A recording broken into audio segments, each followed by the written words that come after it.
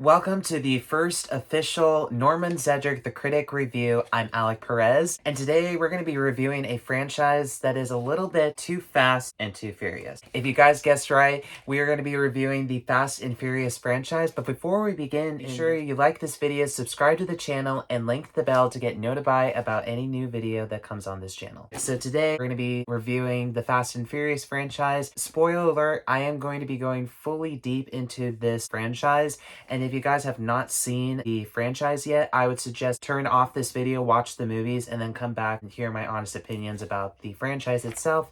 But with that being said, let's get into today's video. Alright, so let's talk about what the official franchise is about. So it's not all about the fancy cars and the driving and the races. I mean, that has stuff involved with it. There is a complete opposite of a storyline to it. So in the first movie, we see a undercover cop by the name of Brian O'Connor, who's portrayed by the late Paul Walker, and he is on an investigation to investigate these illegal street racers who are criminals. And the leader of the pack, Dom Toretto, who's portrayed by Vin Diesel, is the leader of the pack, and behind all the races, he is the one who is the most wanted criminal out of all Los Angeles, which is based in these movies. He is investigating on what he does, life of criminal, and finds out that Brian O'Connor is actually a cop, joins in with them, reunites with them, be like them. That turned into a whole chaotic mess of spanning to now 10 movies. It's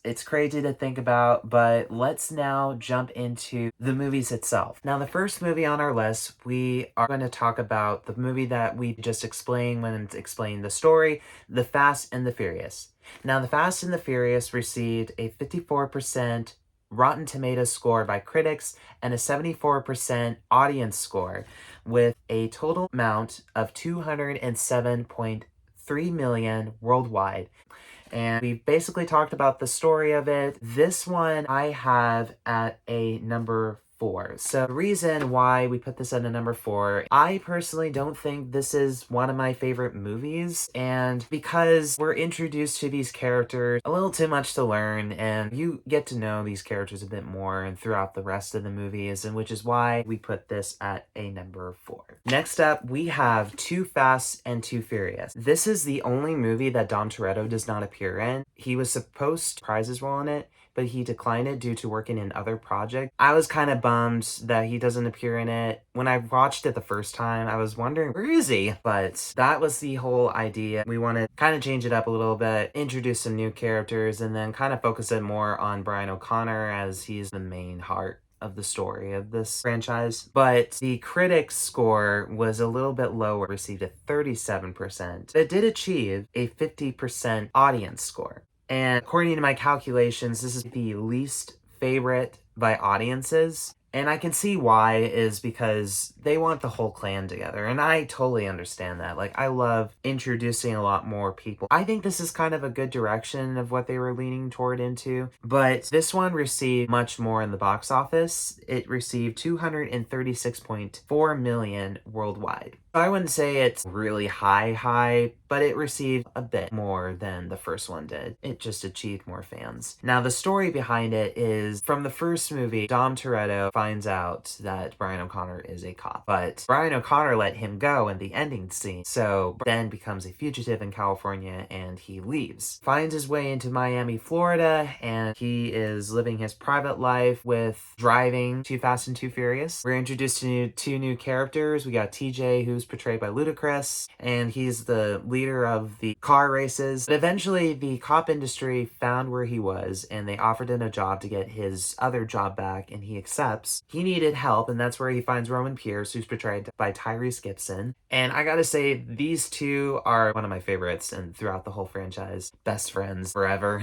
Eventually, they capture the drug dealer, they get rid of all those drugs that he was selling, and they live happily ever after, I think. But anyways, I had hope for this one, but ranking all this together, this comes in at number 5. Moving on, we have Fast and Furious. So it's not The Fast and the Furious, just Fast and Furious. Now, this one received very poorly, a 28% critics score with a 67% audience scores. It achieved with audience since this was kind of like an 8-year reunion with some of the actors like Paul Walker, Vin Diesel, Michelle Rodriguez, and Jordana Brewster. But it received very good at the box office, not a whole ton of money. Received a $360.4 million worldwide. When this came out, everybody was excited to see it. Now, the story behind it, if you have the extended cut, you would have to watch extended cutscene called Los Banderolos, and it shows you what Dom Toretto does with his team, captures cars. So you got Letty, Han, and the Mexican dudes. But Dom Toretto didn't want to lean toward his criminal life with Letty, so he leaves her behind and goes out of country. Eventually, though, he finds that she died by a guy that he went with for a job.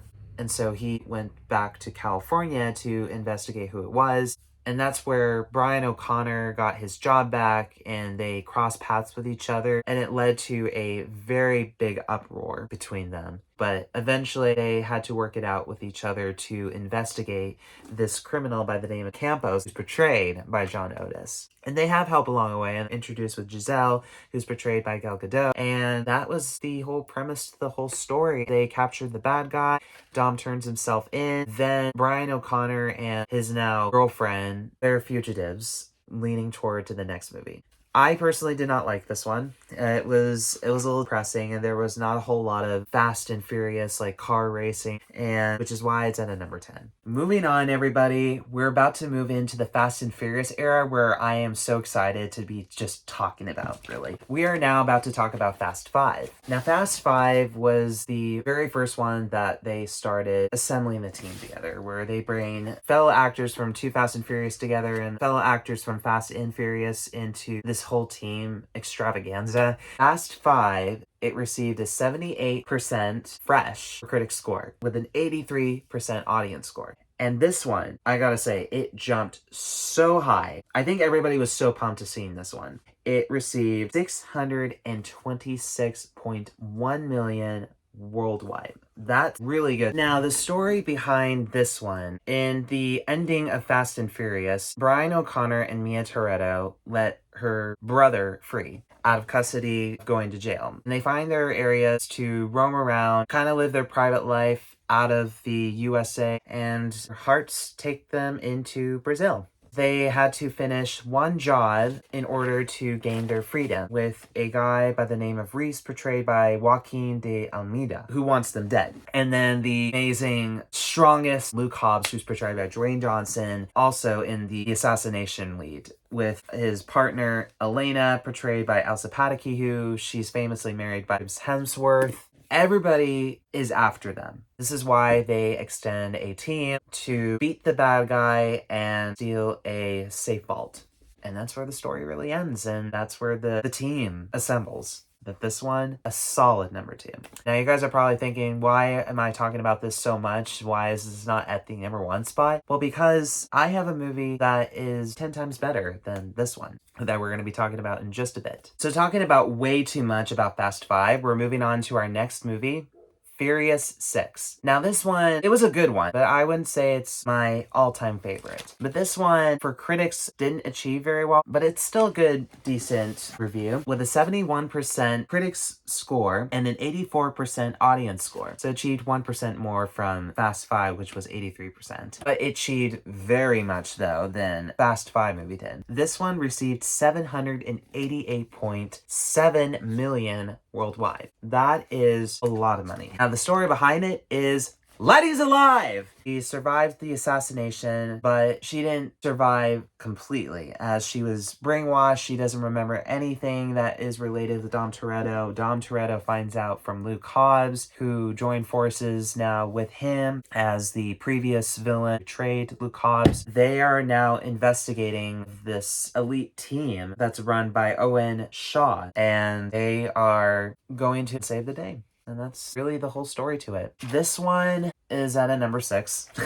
At number 6, I don't care for this one. This was a good movie, but I think this is first movie that started bringing dead people back. When we get into the newer films, that is what they've been doing basically. So I'm just gonna leave it off to that. All right, you guys. So if you didn't remember, but we're actually going in timeline order, and we're about to talk about the movie that I mentioned that we had to pull out the timeline order. And that one is Fast and Furious Tokyo Drift. Now, this one was the very first movie. So it was released in 2006. It was the first movie that had a new cast put into this movie. It didn't receive very much. It received a 159 million box office worldwide. It got a 37% critics review and a 69% audience score. It didn't achieve very well, but I have to say, this is actually not a very bad movie. Let's talk about the story. So the story, we have a guy by the name of Sean Boswell, who's portrayed by Lucas Brack, and he's a troublemaker guy. He wrecks cars, he drives recklessly, and he's moving from town to the next. He has divorced parents. His mother couldn't handle it anymore, and she sent him to Tokyo, where his father lives, and he sends him to school. He meets a friend by the name of Twinkie, who's portrayed, I gotta say, by the best name in the world, Shad Ba Wow Moss. Meets true love, a girl named Neela, portrayed by Nathalie Kelly. His arch nemesis, DK, who's portrayed by Brian Lee, T. And then he meets Han, who's portrayed by Soon Hong.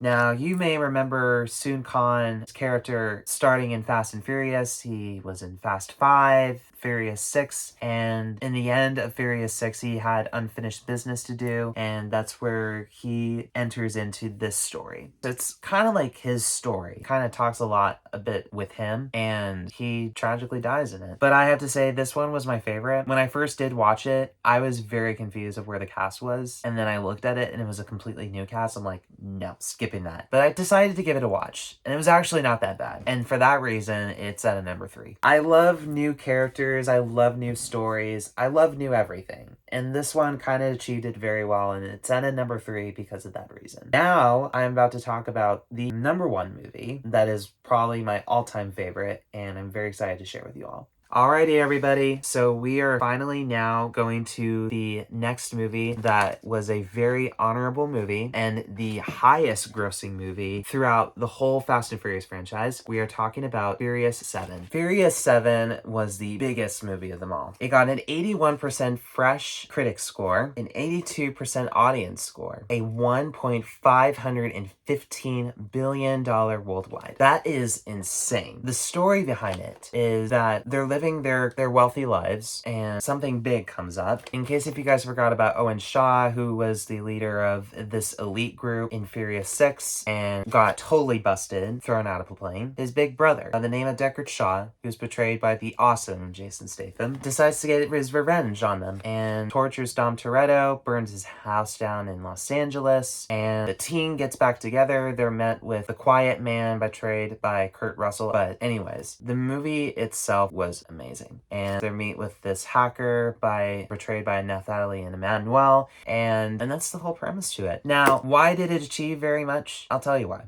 It was all about Paul Walker. Now, if you guys don't know about Paul Walker, he died tragically 10 years ago in a very bad car accident. He died alongside with a good friend of his by the name of Roger Rodas. It was a very sad moment. He never even got to finish filming Furious 7, and his good brother, Cody, helped do pickups for his scenes. And what they did is they hired Weta Digital to recapture his face from previous movies. It took them quite a while bringing it out to release. It didn't get released until 2015. They started filming in 2013. They never got to release it as they wanted it to. And that was part of the reason why this one is at a number 1, is because I love to honor this guy's life. This movie honors him. They wrote a song about him called See You Again. It's sung by Charlie Puth with Reese Khalifa. It's a good song. Highly recommend listening to it. But I think this one was very touching to my heart, which is why it achieved so very much. But enough of the sad moments. Let's move on to our next movie. Our next movie is The Fate of the Furious. It was a good one, but I wouldn't say this is one of my all-time favorite. This one dropped down a bit. It received a 67% critics score with a 72 audience score. So not a very good review. It sits at 1.2 $239 billion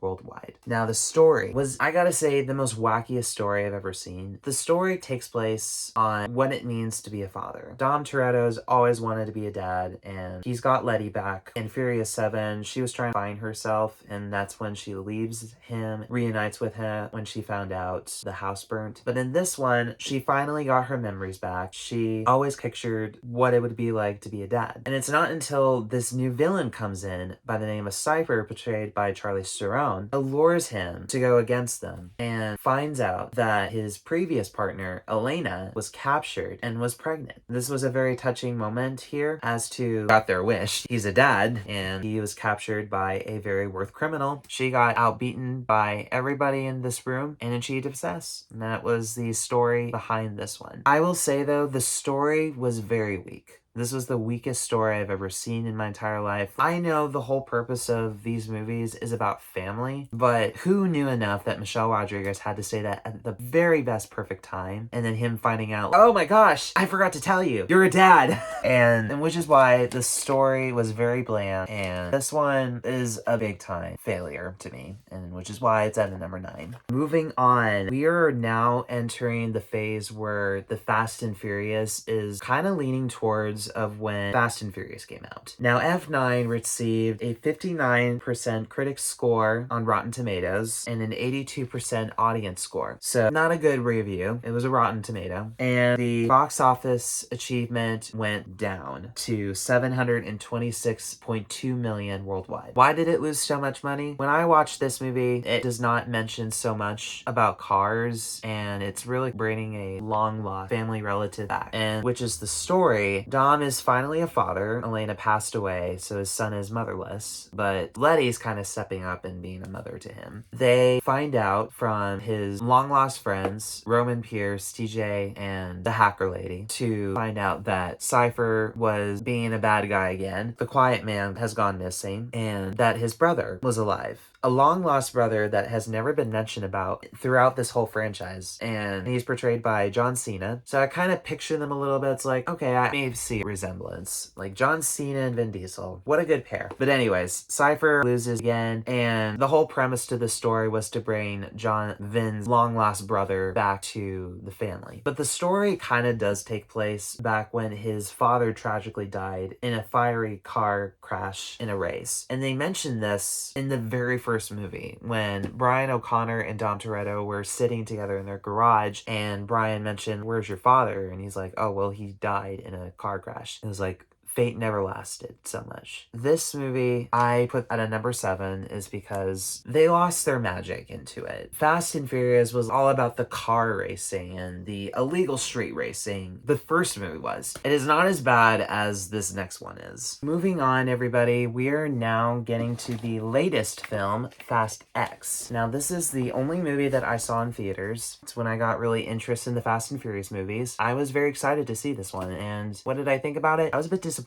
And the reason why I was disappointed is because they were leaning into that direction again, where it's just not all about the cars and it's just about revenge and getting what they want. It's just, when do we need it? That Fast and Furious. But anyways, let's talk about the review. So critics' review is 56% and it has an 84% audience score. It dropped down. It didn't receive much glory than the F9 box office achievement was. It received 714.6 million worldwide. Let's talk about the story of it. The story behind this is the main villain to this movie, Dante, portrayed by Jason Momoa. He was a relative of the villain Reese from the Fast 5 movie. That was his uncle. He was killed, obviously, by Dom Toretto, and this is a revenge story. So everybody is after Dom Toretto in this movie. We have Agent Amy's, who's portrayed by Alan Richardson, and Tez, who is Mr. Nobody's daughter, who's portrayed by Brie Larson. She's the one who spilt the beans that this Agent Amy's is after him. That's the premise to the story here. Now, review-wise, this is at a number 8. And the reason why it's at a number 8, it just has no Fast and Furious in this. Like, there's no car theme into this. I mean, there's like a street racing in there, but it just doesn't feel like it. I have to tell you guys that this is a cliffhanger. But yes, this is the whole review itself. Here is the actual list of my ranking. I have to say, guys, Fast and Furious had its weak moment in the beginning. It achieved very success when Paul Walker was taken too soon, and then it started dropping down when he didn't continue into the franchise. But I think we learn important lessons to these days that you can't always achieve the amazing success that you used to. But that's just my honest opinion. But let me know what you guys really thought about this review. If you guys really liked this video, I would appreciate it if you gave this video a like, and be sure to subscribe to my channel for those who are new. Also, we have Instagram and Facebook, so be sure to click into my channel and it'll take you to the Instagram and Facebook accounts. But with that being said, everybody, thank you guys again so much. I appreciate you guys taking the time and watching this full review of the Fast and Furious, and I hope you guys have a wonderful day.